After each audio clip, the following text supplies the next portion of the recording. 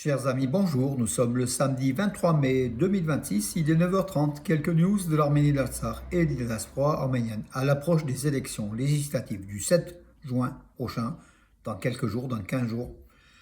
Les perquisitions, l'étau se resserre contre les opposants à Nicole Pachinian. Le gouvernement arménien, Nicole Pachinian, est bien décidé à museler son opposition. Des perquisitions chez les dirigeants de l'opposition arménienne ont été réalisées à l'approche de ces élections, justement. Gagik Tsarukyan, le leader du parti Pakavachaestan, Arménie Prospère, a été perquisitionné chez lui. Donc voilà, pour trouver des éléments dans ces sociétés. Vous savez, on fouille les tiroirs, on cherche des soupçons, on cherche un petit élément, n'importe lequel, pour accuser justement un membre de l'opposition et justement pour lui porter tort, tout simplement. C'est la méthode de Pachinian, hein, ces derniers temps, qui est nerveux. Il veut absolument ne pas laisser sa place de Premier ministre d'Arménie. Il fait tout pour s'assurer de la victoire en muselant son opposition, il faut le dire. Voilà. Pour un homme parvenu au pouvoir par la révolution de velours, un démocrate qui est devenu dictatorial de plus en plus, c'est quand même quelque chose d'assez surprenant. Pardon. Et d'ailleurs, Antranik Tevanian, qui est, comment dirais-je, un membre, justement, un député arménien, il fait l'objet d'une accusation de haute trahison que Pachinian a personnellement annoncé mercredi lors de sa campagne électorale. Voilà, il aurait trahi l'Arménie au profit de la Russie, donc espionnage. Mais vous savez, on peut dire tout et son contraire quand on veut justement gagner des points politiques par ces méthodes non démocratiques. Et l'Europe ferme les yeux, hein, puisque le candidat de l'Europe, c'est l'Union européenne, c'est Pachinian. Les États-Unis ferment les yeux également, voilà, sur ces entorses à la liberté. Et surtout, on sent le coup électoral à quelques jours justement de ces élections. Hein. La commission électorale centrale, d'ailleurs, comment dirais-je, a levé l'immunité de Tevanian, donc de ce député Antranik Tevanian, pour espionnage au profit, donc au profit de la Russie, hein, voilà, donc des forces étrangères. Tout ça s'est mené de main de maître par Nicole Pachinian avec son parquet, avec ses juges qui sont aux ordres. Tout simplement, je le dis encore une fois, il n'y a pas de séparation entre l'État et la justice, et ça, c'est assez inquiétant. Voilà, et ces perquisitions chez les opposants à Pachinian nous inquiètent fortement au niveau de la démocratie. Même si on condamne aussi les anciens oligarques qui étaient parvenus au pouvoir, hein, les Kocharians, les Sarkissian, ne sont guère mieux que Pachinian, mais quand même de Pachinian, on attendait un peu plus de démocratie. Justement, il était arrivé par une démocratie et il voulait lutter contre la corruption. Ce qu'il est en train de faire, c'est le contraire de ce qu'il a dit, tout simplement. Thierry Mariani, le député européen pro-Azeri, il est du Rassemblement national. Hein, voilà, il est l'un des avocats de Bakou au Parlement européen. Voilà, donc de plus en plus, il fait des discours pro-azerbaïdjanais. Il est sans doute bien sûr poussé, financé ou soutenu par l'Azerbaïdjan. Voilà, donc au Parlement européen, Bakou n'a pas l'Azerbaïdjan n'est pas très très bien vu au Parlement européen, n'est pas du tout bien vu, mais l'Azerbaïdjan a des avocats comme Thierry Mariani, donc qui se fait son avocat. Également Angéline Furet du Rassemblement national également, qui viennent aider l'Azerbaïdjan, on ne sait pas contre quoi. Voilà. Le vice-président de l'Assemblée nationale d'Arménie et l'ambassadeur de France en Arménie ont discuté des relations entre l'Arménie et la France, et notamment le renforcement. Roupinian, donc le vice-président de l'Assemblée nationale d'Arménie, a rencontré à Yerevan l'ambassadeur de France en Arménie, Olivier de Cotigny. Donc voilà, développement des relations encore plus entre l'Arménie et la France, entre Yerevan et Paris, qui sont au niveau d'un partenariat stratégique, comme vous le savez. Alors, oui, selon un sondage récent, hein, donc 59,3% des personnes interrogées ont déclaré qu'elles participeraient certainement aux élections législatives en Arménie le 7 juin prochain.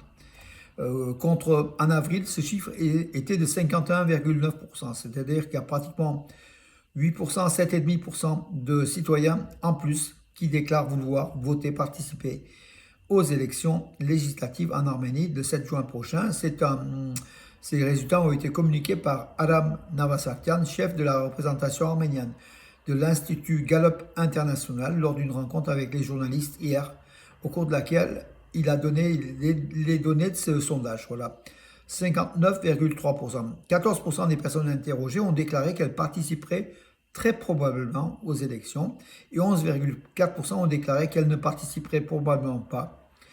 8,3% ont déclaré qu'elles ne participeraient certainement pas. 7% des personnes interrogées ont eu des difficultés à répondre. Voilà. Sondage réalisé auprès de 1102 personnes qui ont participé à ce sondage téléphonique réalisé entre le 19 et le 21 mai. Donc c'est des chiffres quand même à voir. Personne ne souhaite que l'Arménie quitte l'Union économique eurasiatique, mais la situation est étrange et inhabituelle, affirme Alexei Ovelchuk, qui est le vice-premier ministre russe, voilà, donc qui a accusé l'Arménie de vouloir se rapprocher de l'Union européenne. Et Moscou qui a demandé à l'Arménie de prendre ses décisions, en fait, soit de quitter l'Union économique eurasiatique, soit rester. Mais de toute façon, entre l'UE et l'Union européenne, ça ne fera pas. L'Arménie doit faire un choix, d'après Moscou. Et Moscou met la pression, met l'accent pour que l'Arménie puisse faire son choix. Quelque part, c'est aussi pour menacer l'Arménie, puisque comme j'ai déjà dit hier, 85% du commerce de l'Arménie s'effectue dans le périmètre des pays de l'ex-Union soviétique, donc le marché de la communauté des États euro-asiatiques. Lors de la session de l'Assemblée interparlementaire de la CII, donc Communauté des États indépendants, à laquelle bien sûr l'Arménie fait part, à Saint-Pétersbourg, c'était cette réunion, Hagop Arshakyan, le vice-président de l'Assemblée nationale d'Arménie, a abordé les questions de paix régionale et de déblocage des communications lors d'un discours. Voilà, donc l'Arménie était représentée à cette grande réunion de la CII en Russie, à Saint-Pétersbourg.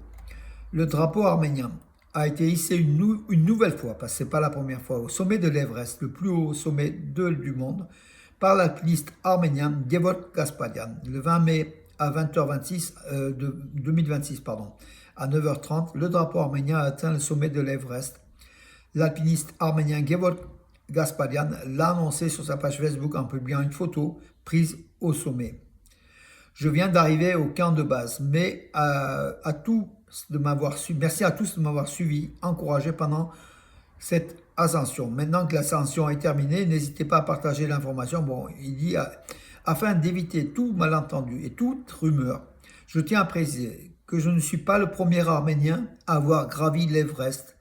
Le premier à avoir atteint ce sommet est Igor Khalatian, indique le message de Gevor Gasparian. D'autres Arméniens, dont un Arménien de France, de Marseille, a également gravi le sommet de l'Everest et hissé le drapeau arménien et le drapeau libanais pour l'Arménien, donc originaire de Beyrouth au Liban, qui est connu dans la région marseillaise.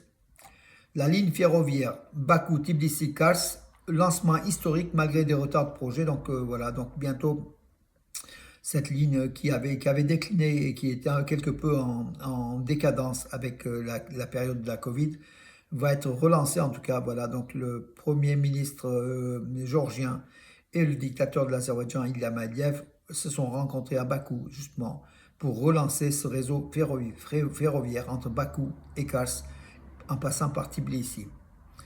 L'Arménie progresse vers l'exemption de visa pour les voyages en direction de l'Union européenne, c'est ce qu'a indiqué la ministre de l'Intérieur, Alpine Sarkisian. L'Arménie négocie avec l'Union européenne la levée des visas pour les citoyens d'Arménie en voyage, donc en déplacement dans les pays de l'Union européenne. Voilà, donc peut-être à venir, ça sera peut-être une bonne nouvelle pour l'Arménie, la liberté de voyager sans visa au sein de l'Union européenne. Donc l'Arménie qui est plutôt aujourd'hui caressée dans le sens du poil par Bruxelles, par l'Europe, pour qu'elle se rapproche de plus en plus de l'Union européenne, pour qu'elle s'écarte de plus en plus de la Russie.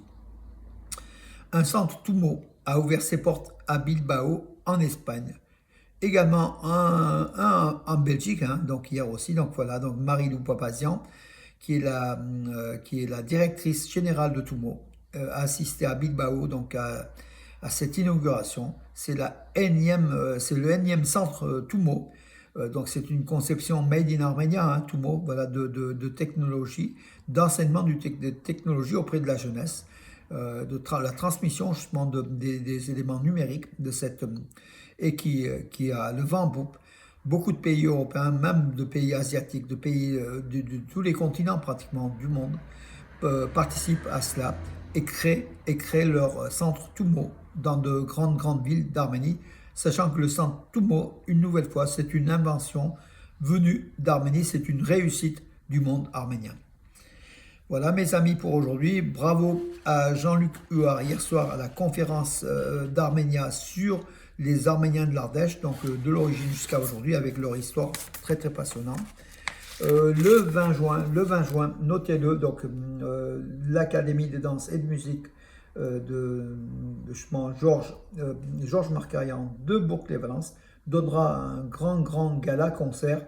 Ça sera le 20 juin à la Comédie donc de Valence, face au commissariat, hein, grande salle de 700 places avec plus de 100 artistes sur place. Donc vous voyez ici l'affiche. Là, c'est le dudukiste Gamo Seyranian.